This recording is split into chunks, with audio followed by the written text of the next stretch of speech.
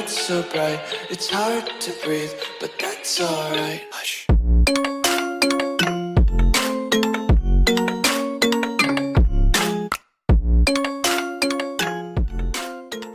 Hello everybody out there in YouTube land, this is your explorer, Captain Mayday, and today we're going to be looking at a new planet, AAA-000-Alpha. We're going to be using a new naming system with this new, I'm basically going to be starting over. We're going to be using a new naming system. I'm probably only going to use like the last 3 digits and letters of each one whenever we get to the planets, just for simplicity of being able to say it for namesake. As far as the actual exploration, we are in the second galaxy now. Had some issues with the first one, and I realized that the numbering and naming system that I was using actually wasn't going to be able to keep up with most of the discoveries of the planet.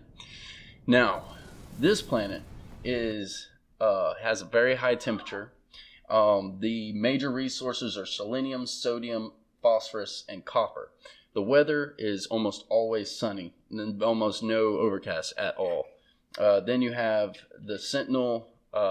The Sentinels on this planet are none. The Sentinel population is virtually non-existent. Then you have your flora and your fauna.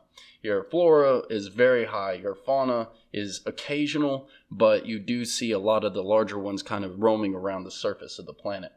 The age of the planet is approximately 1.09 billion years old. So relatively young planet whenever you think of the grand scheme of things. Very beautiful, had some gorgeous cave systems. Most of the cave systems, however, had mountainous terrain underground, but they were these large caverns that had little offshoot cave systems that came off that actually had the cave system flora and fauna. The atmosphere itself on this planet is made up of 58% oxygen, 23% sulfurine, and with traces of other elements in the atmosphere as well. The core is magnetized ferrite, which would explain why you see certain like masses of rock and these spheres of rock that are just kind of floating in the middle of space in the actual planet. Then as far as extra notes, the atmosphere is completely depleted of its ozone. So the heat more than likely is just mostly solar rays. The dominant life form is the Viking. Geology is bombarded as to where the economy is research comfortable and the conflict level being peaceful. This was a great planet to get to explore and look around at and see some of the different things that, you know, a high temperature planet would offer. As far as survivability, I do believe that you could survive on the surface of the planet only during the night unless you had some kind of cooling or protective suit that would protect you during the day. That's if you're using a suit different from the ones that are provided in the game itself. Beautiful scenery with the rings, how the rings just kind of light up with the sunset and sunrise, so it kind of gives it this beautiful purplese kind of, you know, archway that goes over the actual planet itself. It makes it very beautiful. It kind of lights up the night as well as the day, but during the day it's not as visible due to the actual sunrise, and the sun being in the sky, so therefore, you know, it kind of fades out those rings, so you don't get to see them as much. The whole planet itself is just glowing with this red intense heat, and there's definitely this air of just dryness to it.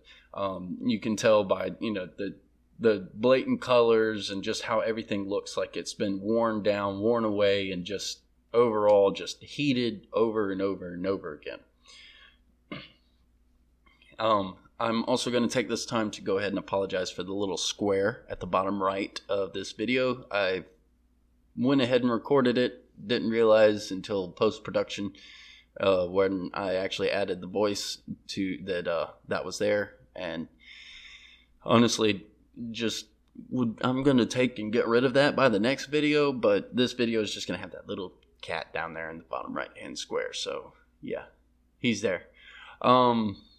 Now, whenever you're exploring in a place like this, you definitely want to watch your step. But here's some examples of those magnetized ferrite pieces of rock, masses of rock that are just kind of floating. You see them breaking off of the shelf over there. The overall look and feel of the planet is nice. I mean, it's definitely hot. It looks humid. It looks like it would be really just kind of, what's the word? It'd be really kind of hard, or it'd be really futile, maybe, to explore this planet. I'm not sure what word I'm looking for there, but it would be very difficult to explore this planet due to the actual terrain and the temperature of the planet itself. And that's basically what I'm trying to get at. Now, this solar system's been renamed as well, so we're going to take and go along with that. But as you can see, it's got quite a bit of flora. If you want to take a look at one a little bit closer, feel free to pause the video. I'm not going to spend as much time on exploring these things as I used to, but I'm going to leave enough space for you to be able to pause it, look at the creature or the mineral or the flora, and read at the same time. So hopefully, if you see something that kind of perks your interest, you'll be able to stop and admire it, look at whatever it is you're wanting to look at, and then the rest of the video is going to be there. I'm going to try to keep getting more videos out before too much longer. There's definitely been a slack or lack of videos that I've been publishing. It's been about 4 months since the last time I actually published a video, so hopefully this doesn't find my subscriptions empty. Instead, some of the people that are still subscribed will be able to find it and be like, oh, hey, he's uploading new videos again. Just kind of doing it for the fun, it's been a minute. I had a brand new baby, and I've been trying to get everything done that I can get done, but I'm not going to give a set date on when I'm going to be publishing these videos. Here's the fauna. I really like the fauna of this place. They're cool. I mean, it's your basic ones. You got 1 flying, 2 underground, and then 4 above ground. So it's interesting for sure. But the underground ones, what's really interesting about them is they weren't actually found underground. They were just underground burrowers. So realistically, they weren't really in like cave systems like you would normally find an underground creature. Although finding them on the surface was still just as difficult. You got your regular crab creatures, you got a couple of arthropods, you got some turtleback dog creatures. I really like this one. They're kind of cute in the face. But overall, it was a great planet. It was a good one. I'm glad we got to use that one as our first one in this new galaxy. But everybody have a great day, and thank you so much for joining me again in exploring this planet. And if you could, hit that like and subscribe button. If not, that's fine. I'll have other videos. I just hope you don't miss them. And everybody, stay cool, stay well, peace, love, and jazz. This has been your captain and your explorer, Captain Mayday, signing off.